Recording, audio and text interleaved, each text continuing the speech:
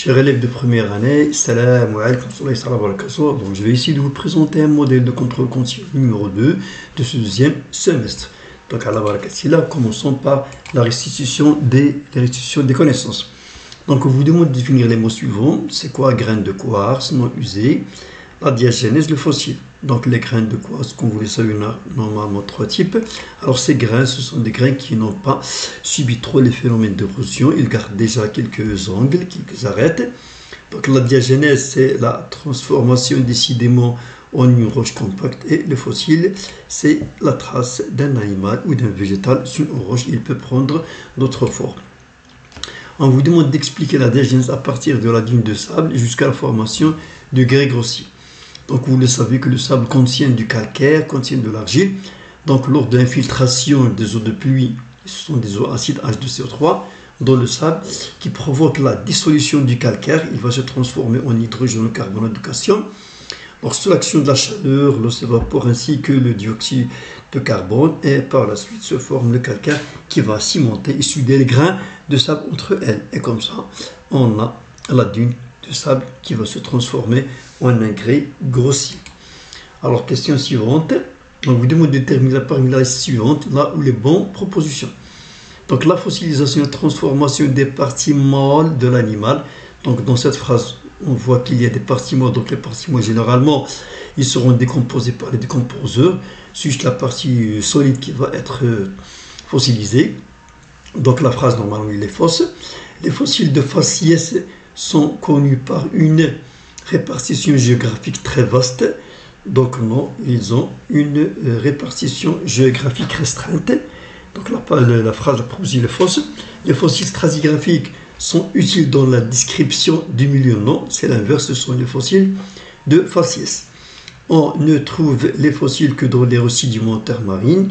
Non, on peut les trouver dans d'autres endroits, par exemple dans le calcaire, le lacustre, dans d'autres endroits.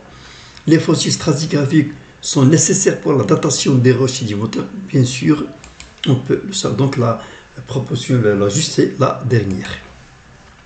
Donc pour raisonnement scientifique, communication écrite et graphique, alors pour tester les facteurs de l'érosion sur le sol, on dispose d'un échantillon de sable de poids de 200 grammes, trempé dans de l'acide chlorhydrique et on remarque qu'il perd 130 grammes de calcaire, puis lavé à l'eau, il reste 60 grammes de quartz. Donc la première fois, après la précision du rôle, vous avez précisé le rôle de l'acide chlorhydrique, je pense que vous avez fait l'expérience en classe. On vous demande de calculer, donc si la phrase normalement n'indique pas normalement le verbe d'action, vous devriez le souligner pour savoir qu'est-ce que vous allez répondre. Le taux de chacune, ou bien de chaque constitution, le calcaire, l'argile, le quartz, selon l'étude morphologique de l'échantillon de sable, on trouve trois catégories de grains de quartz. Donc après cette expérience, donc la première question, on vous demande de calculer le taux de chaque constitution. Donc l'effet de l'acide sur le calcaire et le dissous. Alors comment peut-on savoir? On considère que le 200 grammes c'est de 100%. Et puis on va voir le taux de calcaire. Donc 200 ça représente 100% et le 100 grammes de calcaire qui est resté et qui a été dissous représente X. Donc X est égal à 130 fois 100 sur 200, il nous donne 60 grammes de calcaire. Alors pour le quartz, même démarche, la règle de 3 nous donne que la quantité ou bien le taux de quartz c'est 30 grammes. Donc pour l'argile, c'est le reste de 100 grammes moins les deux nous donne 105 grammes. Donc la deuxième question, normalement, construire un graphe à partir du tableau de solution. Donc un graphe, on va le présenter de la manière suivante. Voilà les émissions besoin à partir du tableau, à partir des données. Ça c'est le pourcentage ici, sur l'axe des abscisses, on a les types de grains. Ici les non usés, ici les ronds. Donc déjà, on peut constater quelque chose qui frappe à l'œil, c'est-à-dire que le taux des non usés, c'est un taux très élevé, 70%. Ça vous donne déjà l'idée de la question qui va être posée par la suite. Donc préciser le facteur du transport et la durée de ce type. Donc vous avez déjà vu en classe, on peut savoir à partir de l'étude morphoscopique des grains de quartz, la durée du transport, est-ce qu'il est courte, est-ce qu'il est moyen, est-ce qu'il est longue, ainsi que le transport par quel moyen, est-ce que c'est par le vent ou bien par l'eau, les deux agents de transport. Donc, puisque le pourcentage le plus élevé, on va se concentrer sur les grains qui sont non usés. On se base sur cela pour dire que le facteur de transport, c'est l'eau. Donc la durée du transport est courte, c'est un sable fluviatile. Alors pour prouver l'influence des eaux usées d'une laitière, c'est-à-dire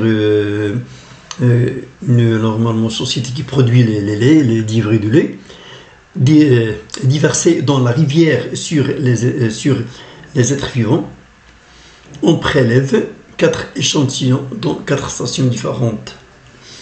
P1, P2, P3 et P4, et les résultats de cette analyse sont dans le tableau suivant. Voilà les stations P1, P2 jusqu'à P4, on va voir le schéma. Et voilà l'aspect de l'eau après les analyses.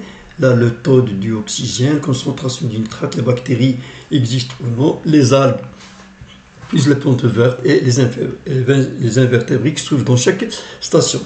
Donc déjà, on va voir que ici, si on va jeter un coup d'œil pour faire la comparaison, on va se concentrer sur ces éléments-là. Donc ici, pour l'aspect de l'eau, c'est clair pour les tout. Mais ici, la concentration, le taux de dioxygène normal se diffère. Ici, un taux élevé, c'est-à-dire la station numéro 4. Alors que pour la concentration de nitrate, il est élevé dans cette station-là. Les bactéries sont rares, mais sont ici nombreux. Donc la chose qui frappe directement à l'œil, c'est elle dont on va se concentrer. Ici, les algues, il existe. Ici, station numéro 2, c'est absent. Les invertébrés, il existe ici, absent. Ici, ils sont rares. C'est-à-dire, les invertébrés, ici, ça existe.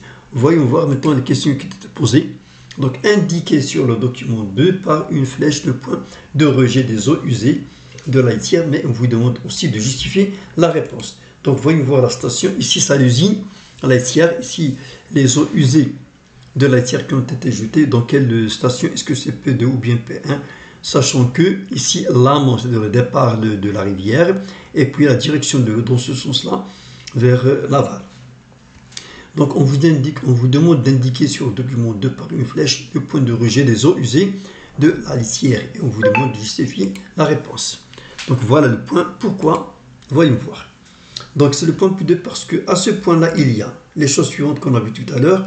Un taux élevé de nitrate, aussi un taux très bas de dioxygène, puis un taux élevé de nitrate, de nombreuses bactéries et un aspect, plutôt l'absence des plantes et des invertébrés. Donc, il n'y a pas de vie grâce aux polluants qui ont été jetés ou rejetés dans cette rivière.